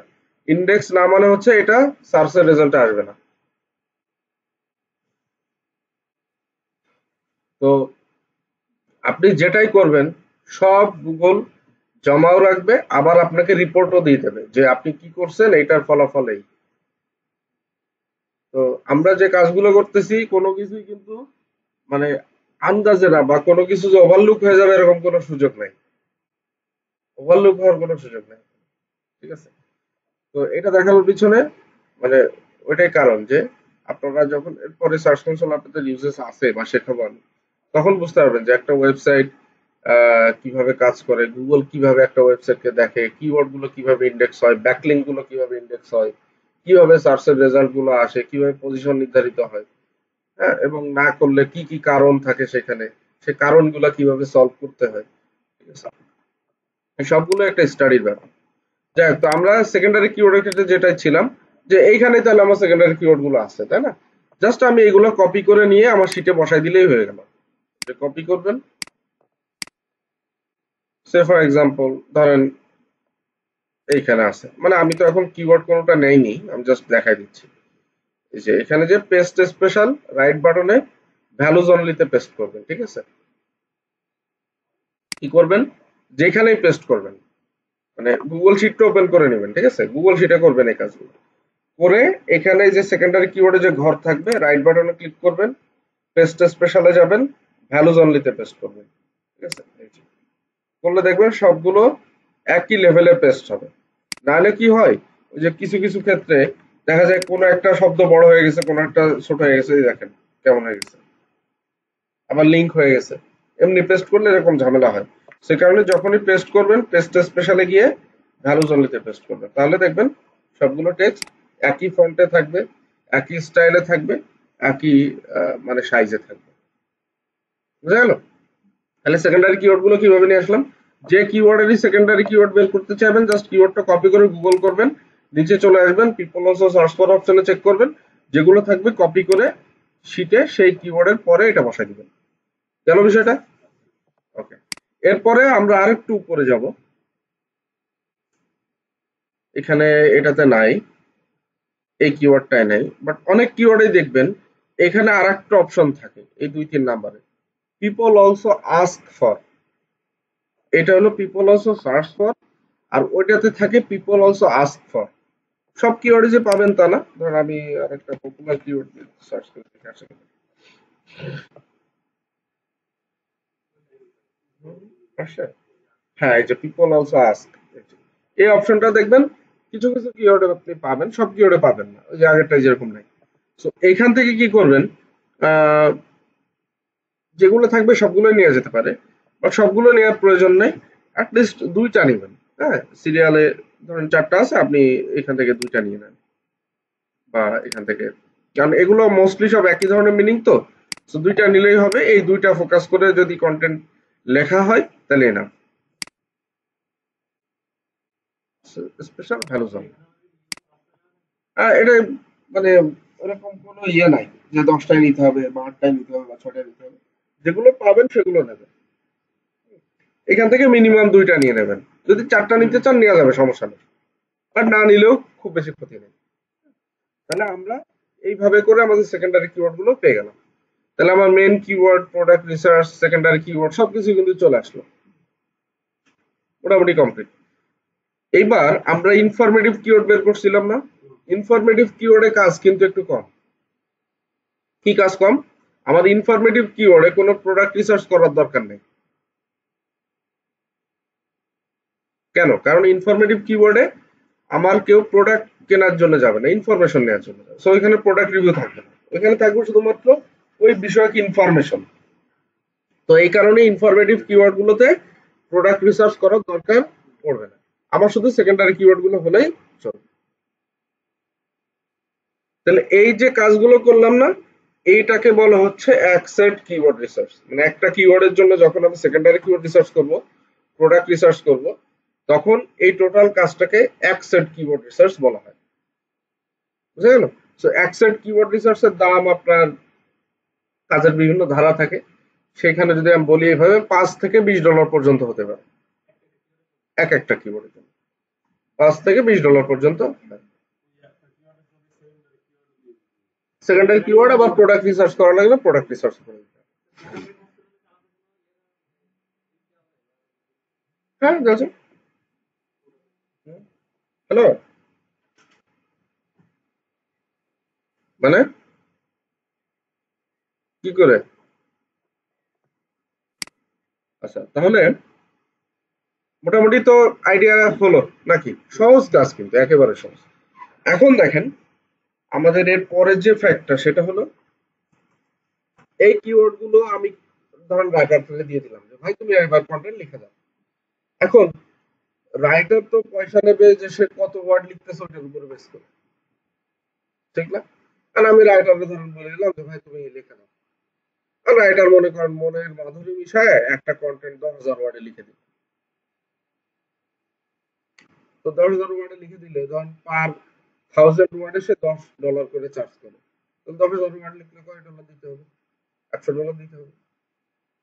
এখন আপনি কি আসলে এই মানে $100 যে তারা দিবেন সেটা আসলে দেওয়ার প্রয়োজন আছে কিনা এটা যদি যাচাই না করে দেন তাহলে কি হলো? কারণ সে তো তার যত কাজ করবে তার তত বেশি ইনকাম হবে, এটাই তো স্বাভাবিক। আবার আপনি খরচ কমানোর জন্য তারা বললেন যে ভাই তুমি 1,000 ওয়ার্ডের ভিতরে লিখে দাও, কিন্তু সেটাও আপনার র‍্যাংক করার জন্য উপযুক্ত কিনা সেটা কি আপনি না বুঝে দেওয়া ঠিক হলো? মানে বুঝতে হবে যে কারণ ছাড়া আমার কন্টেন্ট যদি বড় লিখি তাহলে সেটা আমার জন্য এক ধরনের লস, কারণ আমার সেখানে টাকা পে করতে হচ্ছে।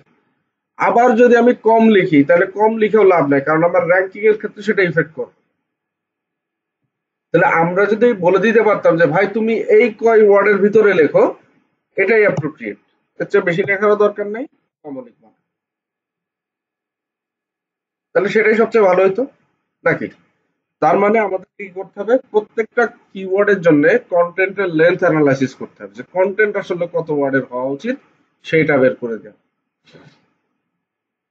বুঝতে পারলাম বিষয়টা? কারণ আমি যদি তাকে বলে না দিতে পারি যে ভাই তুমি 2,000 ওয়ার্ডে লেখো বা 3,000 ওয়ার্ডে লেখো, সে তো বেশি লিখতে পারে, তো বেশি লিখলে বেশি পয়সা দিতে হবে। আবার তার কোনো কারণে আমি বলে দিলাম যে ভাই তুমি এত কিছু দরকার নেই, তুমি 1,000 ওয়ার্ডের ভিতরে লেখো। আর ওই যে 1,000 ওয়ার্ডে আমি লিখলাম এটা আসলে যে আমি র্যাঙ্ক করার জন্য বা টপ ক্লাসে যাওয়ার জন্য উপযুক্ত কিনা সেটা তো না জেনে আমি আন্দাজে বলে দিলাম। তাহলে ওই 1,000 ওয়ার্ড লিখেও তো আসলে আমার কোনো লাভ হচ্ছে না, টাকাটা তো আসলে নষ্ট হচ্ছে।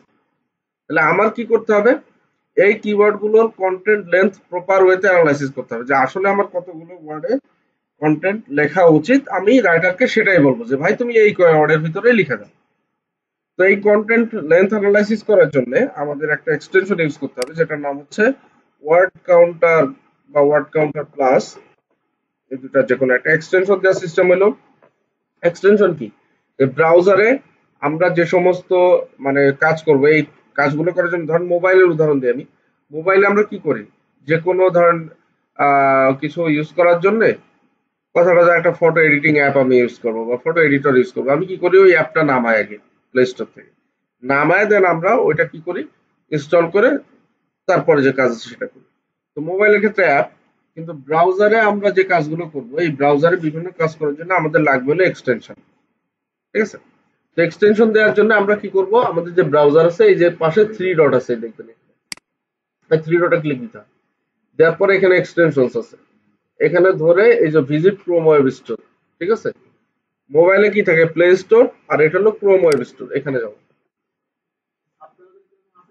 হ্যাঁ, ফায়ারফক্সে আছে, সবকিছুতে আছে, তবে এক্সটেনশন সবচেয়ে বেশি থাকে ক্রোমে, কারণ এটা সবচেয়ে বেশি ইউজ করা হয়।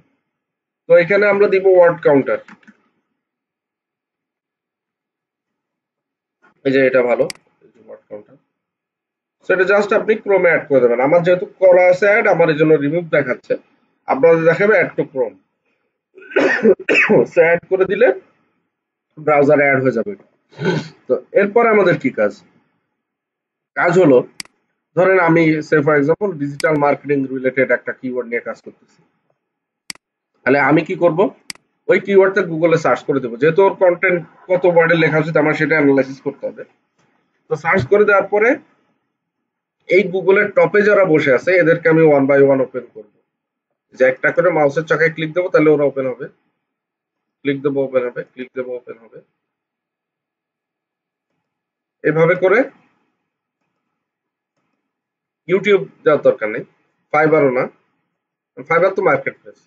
সো কন্টেন্ট যেগুলোতে আছে আমরা সেগুলো সব ওয়ান বাই ওয়ান ওপেন করে ফেলবো। তাহলে কতগুলো ওপেন হলো এখানে? ৩, ৬, ৮। দুইটা ওপেন করি নাই, একটা হলো ফাইবার আর একটা হলো ইউটিউব, এর জন্য এই দুইটা ওপেন আমরা করি নাই। তাহলে এখন আমরা এইখানে এই যে পেজগুলো ওপেন করলাম, এই পেজগুলোতে যে কি করব, ওয়ান বাই ওয়ান আমরা ওয়ার্ড কাউন্ট করব। ঠিক আছে? কারণ এই একটা কন্টেন্ট প্রথমে এটা আছে, সো এটা কি করব, কন্টেন্ট শুরু এখান থেকে না, হোয়াট ইজ ডিজিটাল মার্কেটিং, এখান থেকে সিলেক্ট করে ধরে আমি নিচে পর্যন্ত চলে যাব, মানে কন্টেন্ট যেখানে শেষ। আর নোটিফিকেশন হচ্ছে বুঝতে,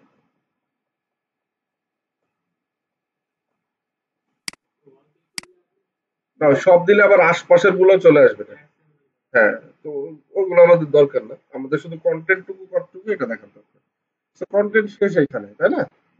আচ্ছা, তো এখানে রাইট বাটনে ক্লিক করে এই যে কাউন্ট ওয়ার্ডস এন্ড ক্যারেক্টারস, দেখেন ওই যে এক্সটেনশন দিছি না, ওটা দেখেন এখানে কাজ করতেছে। সো ক্লিক দেন, হয়ে গেল।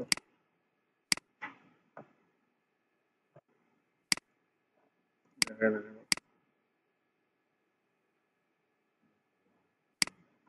হুম, এক্সটেনশন কাজ করছে না নাকি? দেখানো কিসের? না না না, জাস্ট ইউজ করা যাবে, এটা মনে হয় আনরেসপন্সিভ কোনো কারণে। আচ্ছা, ওটা যদি না এই ঝামেলা করে তাহলে আমরা আরেকটা দেবো এক্সটেনশন, এক্সটেনশনের তো অভাব নাই।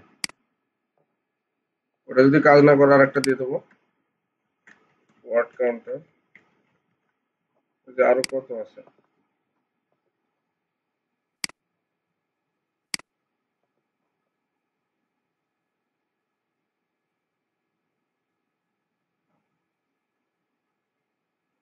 তো আরেকটা দিয়ে দিলাম, একবার রিলোড দিয়ে নিতে হবে।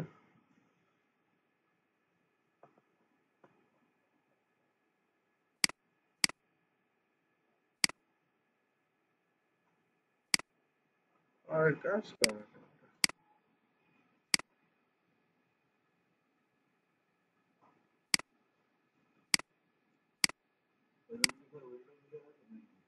না, উইন্ডোজ দিতে হবে না। কিসের জন্য? কিসের জন্য উইন্ডোজ দিতে হবে? উইন্ডোজ নেই আপনার পিসতে দেয়া? তো ও আইডিএম আলাদা জিনিস, আইডিএম তো, আইডিএম তো আলাদা কাজ। IDM, হ্যাঁ, আমি আইডিএম চিনি না, আইডিএম কি কাজে লাগাই আমি জানি না। আইডিএম হলো পেইড জিনিস, আপনি ফ্রিতে ইউজ করতেছেন ট্রায়াল ভার্সন, এই জন্য 30 দিন পর পর আপনি উইন্ডোজ দেন। তো আমরা একটু বুদ্ধিমান হইলে ওই আইডিএমও ফ্রি ইউজ করা যায়, আমরা তো ফ্রি চালাই, আমাকে কোনোদিন দেওয়া লাগে না। ওই তো আপনি এই যে কোনোদিন রিসার্চ করেন না যে আইডিএমটা কেন আমি লাইফ টাইম ইউজ করতে পারতেছি না, ওটা রিসার্চ করে বের করবেন তো কেমন পারেন দেখবো। আইডিএম তো পেইড, বুঝতে পারছেন, এই কারণে 30 দিনের ট্রায়ালের পরে আপনারে আবার রিমুভ করে দিতে হয়। এরপরে কি করে আপনি প্রত্যেক 30 দিন পর পর উইন্ডোজ দেন, ও মাই গড আপনার পিসি তো নষ্ট হয়ে যাবে। আইডিএম এর কত অল্টারনেটিভ আছে জানেন? আইডিএম তো ব্যাকডেটেড হয়ে গেছে, ওখানে কেউ ইউজ করে না। কত সুন্দর সুন্দর প্ল্যাটফর্ম আছে, যে আমাদের সব অয়ন সাব্বির ওদের কাছে শুনবেন, ওরা সব ভিডিও এডিটর, তো ওরা সব বিভিন্ন জিনিস ইউজ করে। আরে ঘোড়ার ডিম কাজ করে না কেন ওয়ার্ড কাউন্টার?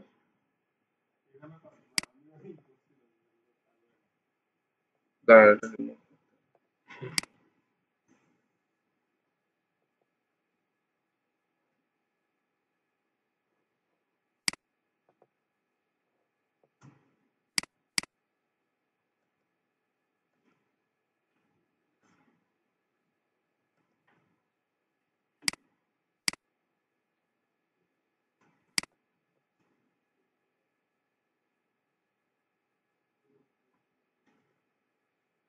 হ্যাঁ, স্টোর আসা হতো না।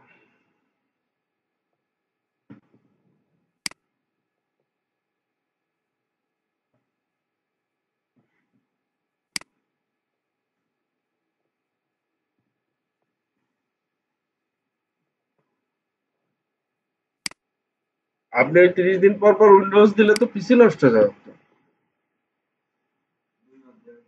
আর খবরদার আপনি আইডিএম বিকল্প ব্যবহার করেন, বা আইডিএম তো বিভিন্ন ভাবে ইউজ করা যায়, লাইফ টাইম নিয়ে যান, সব পাওয়া যায়। আপনি যতবার উইন্ডোজ দিচ্ছেন পিসির প্রত্যেকটা মানে মেমোরির প্রত্যেকবার ঘষে ঘষে মনে করেন যে ওটা তুলে ফেলা হচ্ছে, বুঝতে পারছেন? এই প্রত্যেকটা হার্ড ড্রাইভ বা যতগুলা কম্পোনেন্ট আছে, এটা রিডিং ক্যাপাসিটি আর রাইটিং ক্যাপাসিটি আছে। আপনি কতবার এই যে উইন্ডোজ অপারেটিং সিস্টেম দিচ্ছেন বা ইয়ে করতেছেন, প্রত্যেকবার রিডিং ক্যাপাসিটি রাইটিং ক্যাপাসিটি কমে যাচ্ছে। তো জাস্ট একটা এক্সটেনশনের জন্য বারবার উইন্ডোজ দেওয়া সম্ভব? এই পুরো জিনিস সেট আপ করা সম্ভব? বিকল্প ব্যবহার করেন, অনেক টুল আছে এখন, অনেকগুলো ইউজ করা যায়। অথবা আপনার আইডিএম ফ্রিতে ইয়ে পাবেন, সেটা ইউজ করলেও হবে।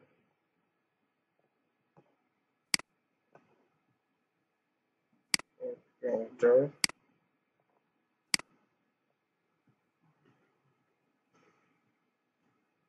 আচ্ছা একটা দিলাম এখানে।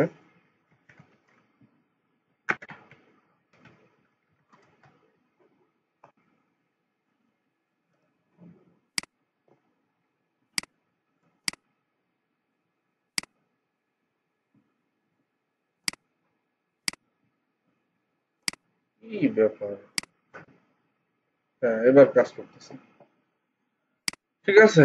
এই যে এটা দিয়ে দেবেন, যে এরকম দেখতে, এই যে এরকম দেখতে এটা ওয়ার্ড কাউন্টার, ঠিক আছে, এটা দিয়ে দেবেন, এটা কাজ করতেছে, ঠিক আছে। এখানে অনেক এক্সটেনশন আছে একই বিষয়ের উপরে, তো যেটাতে কাজ করবে সেটা দিয়ে দিবেন। এটা কাজ করতেছে এখন, এই যে এটা ওয়ার্ড কাউন্টার। তো আমাদের কি কাজ, ওই যে 10টা ওয়েবসাইট আমরা ওপেন করব, এই যে ওয়ান বাই ওয়ান সব ওপেন করে কি করব, এই প্রত্যেকটার ওয়ার্ড কাউন্ট করব, ঠিক আছে। এই যে এখান থেকে শুরু করে আমরা একদম কন্টেন্টের শেষ পর্যন্ত যাব, আসলাম, রাইট বাটন ক্লিক, এই যে count words and characters. So কতগুলো ওয়ার্ড আছে এখানে? 1749। তো একটা ক্যালকুলেটর বের করেন।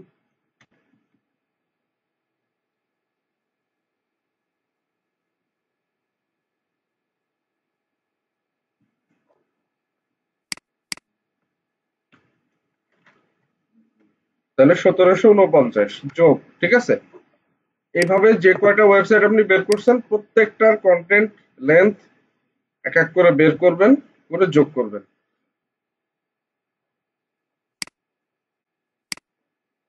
কতগুলো? 3306। তাহলে এইভাবে করে আমি প্রত্যেকটা বের করবো, যোগ করবো। ধরেন আমার আরো যেগুলো আছে আমি আর সবগুলো করে দেখালাম না, মনে করেন এইভাবে করে সবগুলো বের করলাম, ঠিক আছে, মনে করেন করলাম এইভাবে। সো এই যে আমি ওয়েবসাইট গুলোর ওয়ার্ড কাউন্ট করলাম এবং প্রত্যেকটা একসাথে যোগ করলাম, ধরেন আমার এখানে কতগুলো ছিল, 8টা না, 8টা, ধরেন আমি 8টারই সব ওয়ার্ড গুলো কাউন্ট করে যোগ করছি একসাথে। এর এবার আমি ভাগ দেবো 8 দিয়ে, মানে গড় বের করবো আর কি, অ্যাভারেজ বের করবো। তাহলে কত ওয়ার্ড বের হলো, 3112। তো আমরা কি করব, যেটা গড় বের হবে ওর চেয়ে 200 বা 300 ওয়ার্ড বেশি লিখবো, তাহলে আমার এটা এনাফ, এর চেয়ে বেশি দরকার নেই। বুঝা গেল বিষয়টা, যে আমার কম্পিটিটর যারা, তারা হয়তো বা কেউ একটা কন্টেন্ট একটু বেশি লিখতে পারে, কেউ কম লিখতে পারে, আমি কি করবো অ্যাভারেজ আসলে কত ওয়ার্ড সবাই মিলে বা সবার কন্টেন্ট গুলা কি ধরনের, মানে মোটামুটি একটা আইডিয়া তো আমাদের গড় করলে বের হয়ে আসবে। তো ওইটার সাথে আমরা 200 বা 300 অ্যাড করে দিব, তাহলে আমার কন্টেন্টটা কিন্তু একটা স্ট্যান্ডার্ড পর্যায়ে চলে যাবে, তাহলে আমার আহামরি বেশিও লেখা লাগতেছে না, আবার আমি আন্দাজে কমও লিখতেছি না। তাহলে এইটা হলো আমার কন্টেন্টের লেন্থ অ্যানালাইসিস। সো আমাদের প্রত্যেকটা কিওয়ার্ডের জন্য, মানে যতগুলো কিওয়ার্ড নিয়ে আমরা কাজ করব প্রত্যেকটার জন্য আমার কন্টেন্টের লেন্থ অ্যানালাইসিস করতে হবে। বুঝা গেল বিষয়টা? যেরকম ধরেন এই যে এটা একটা কিওয়ার্ড, এই মানে এগুলো সব একটা একটা keyword, search volume, keyword difficulty, এই যে আর্টিকেল লেন্থ শুড বি, মানে আর্টিকেল লেন্থ বলতে যে কন্টেন্ট লেন্থ আর কি। সো প্রত্যেকটার পাশে দেখেন দেওয়া আছে যে কত ওয়ার্ড হবে। তো রাইটারকে যখন দেওয়া হয়, ও কিওয়ার্ডটা দেখে কত ওয়ার্ড লিখতে হবে সেটা দেখে, এরপরে কিওয়ার্ড ডিটেলস এর শিটে এসে এখান থেকে সেকেন্ডারি কিওয়ার্ড আর প্রোডাক্ট গুলো নিয়ে সে এবার লেখার জন্য যে ইনফরমেশন তার কালেক্ট করা দরকার সে করে সে কন্টেন্ট লিখতে হবে। লিখে এবার কন্টেন্টটা কি করবে, আমাদের কাছে আবার ব্যাক দিয়ে দিবে। দেওয়ার পরে আমরা কি করব, ওয়েবসাইটে কন্টেন্টটা পাবলিশ করব। ওই যে একটা ক্লাস আমি যেদিন ছুটিতে ছিলাম, ওই যে লিমন ভাই ছিল না অনলাইনে, যে ক্লাসের যে ক্লাসের আগামাথা কিছু বোঝেন নাই, আগামী দিন ওই ক্লাস হবে আপনাদের। ব্যাকলিংকের উপরে না, কন্টেন্ট পাবলিশ এবং ব্যাকলিংকও আছে ওর ভিতরে, ইন্টারনাল এক্সটার্নাল ব্যাকলিংক, মূলত অন পেজ এসইও যেটাকে বলে, ঠিক আছে, অন পেজ এসইও। তো আগামী ক্লাসে এবার ওই টপিক আসবে, যে ধরেন কিওয়ার্ড রিসার্চ শেষ, কন্টেন্ট লিখতে দিছেন, এবার রাইটার কন্টেন্ট দিয়ে দিবে। তো এইবার কন্টেন্ট পাওয়ার পরে কি কাজ, সেটা আবার আমাদেরকে করতে হবে। তো ওইটার উপরে যে কাজ, আগামী ক্লাসে আপনাদের ওই টপিকের উপরে ক্লাস হবে। বুঝা গেল বিষয়টা? আগামী ক্লাস লিমন ভাই নেবে ইনশাআল্লাহ। তো ওই দিন আপনারা বুঝতে পারবেন যে আসলে কি হইল না, কারণ এতগুলো এই যে টপিক আসার পরে এখন আপনার মানে এই বুঝটা তো আসছে যে কিওয়ার্ড গুলো দিয়ে আসলে কি হয়, কন্টেন্ট লেখা হয়, কন্টেন্ট লেখার পরে কন্টেন্ট নিয়ে এবার তো আমার ওয়েবসাইটে পাবলিশ করতে হবে। সো ওয়েবসাইটে পাবলিশ করার জন্য কিছু স্ট্যান্ডার্ড প্রসিডিউর আছে, আপনি আন্দাজে করলেই হবে না, এখানে বেশ কিছু রুলস রেগুলেশন মেনে আপনাকে কন্টেন্ট পাবলিশ করতে হবে। সো এটার উপরে নেক্সট দিন আপনাদের ক্লাসটা। তাহলে কিওয়ার্ড রিসার্চ কি আসলে মোটামুটি বোঝা গেল টপিক গুলো?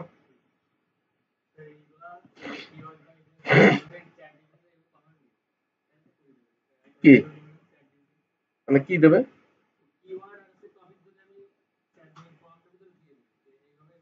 লিখে কন্টেন্ট লিখে দাও, হ্যাঁ চ্যাট জিপিটি দেবে, দেবে, কিন্তু ওই কন্টেন্ট আপনি ওয়েবসাইটে পাবলিশ করলে সেটা ইন্ডেক্স হবে না। না, কপিরাইট ধরবে না, এআই ডিটেক্ট করবে, বলবে এআই দিয়ে লেখা। এত সোজা না। মনে করেন ওই যে আমি প্রথমে একটা কথা কিন্তু বলছি যে কন্টেন্টে আপনার হিউম্যান টাচ আছে কিনা। এআই তো এআই, ওরা একটা জিনিস বোঝানো আছে ওইভাবে লিখে দিচ্ছে, কিন্তু আপনি নিজে লিখলে এটা তো ক্রিয়েটিভ কিছুই বের হবে, এটা তো এআই হবে না।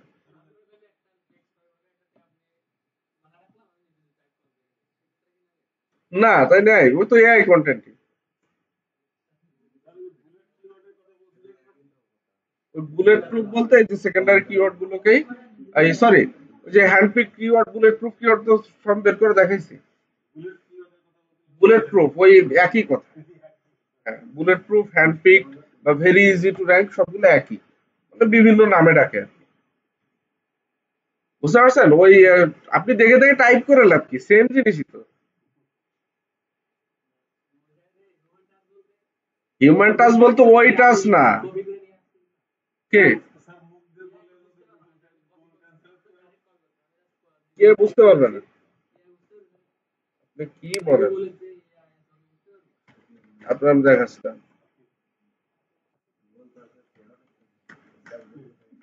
তা আপনি টাইপ করছেন এটা গুগল কেমনে বুঝবে? হ্যাঁ,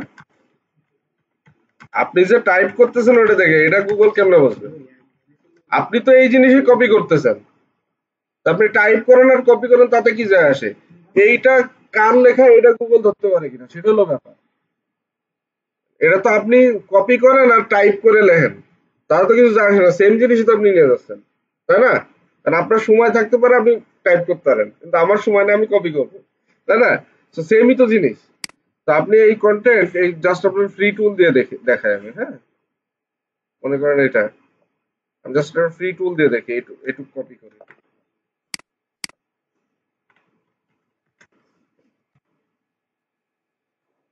এটা কিন্তু ফ্রি টুল একদমই, ঠিক আছে? এদের দিচ্ছি দেখেন, দিলাম ডিটেক্টর।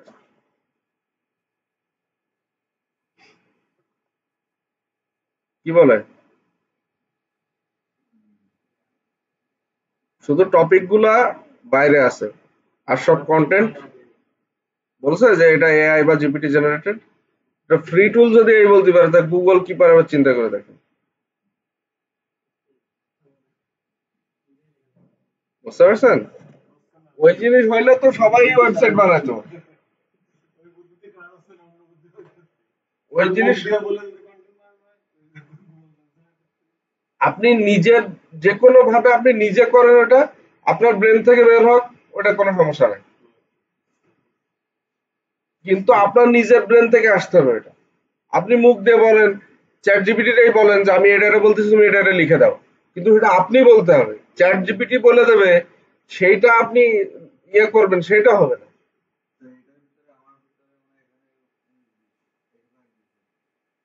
এটার ভিতরে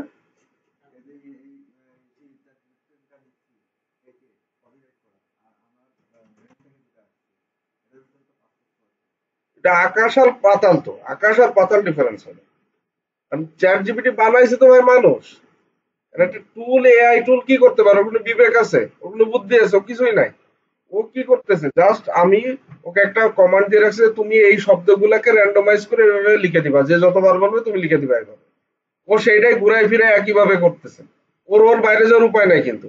আমি তো হিউম্যান, আমি তো একটা জিনিস একটা মানুষকে দেখানোর জন্য বোঝানোর জন্য বিভিন্ন রকম অ্যাপ্লাই করতে পারি। তো আমি হলাম সৃষ্টির সেরা জীব, আর ও হইলো আমার সৃষ্টির সেরা জীবের একটা, মনে করেন, ছোট্ট একটা আবিষ্কার। তো ওর সাথে আমার তো কোনো তুলনাই হবে না, তো তুলনাই নেই কোনো।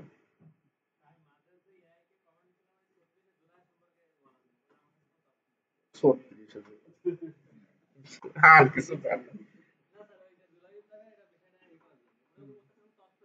হুম। ও চ্যাট জিপিটি যেটা আমরা ইউজ করি ফ্রি ভার্সন, এটা 2021 সাল বা 22 সাল পর্যন্ত আপডেটেড।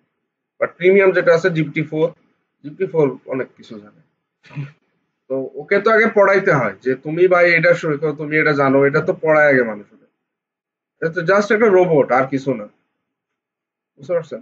সো এইটা দিয়ে যাই জেনারেট করে এটা গুগল ধরে দেবে যে এটা এআই দিয়ে জেনারেট করা, এবং সেটা ইন্ডেক্স হবে না।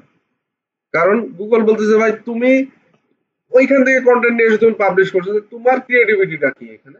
বা তুমি তোমার ওয়েবসাইট থেকে মানুষ কেন জানতে চায়? তাহলে তো চ্যাট জিপিটি যেই জানতে পারতো মানুষ। মানুষ গুগলে সার্চ করে একটা ওয়েবসাইটে যে পড়তেছে কেন? যে এটা কোনো মানুষ, বা এটা কোনো মানে রিসার্চ করে একটা মানুষ হয়তো বা সেই তথ্যটা দিয়েছে।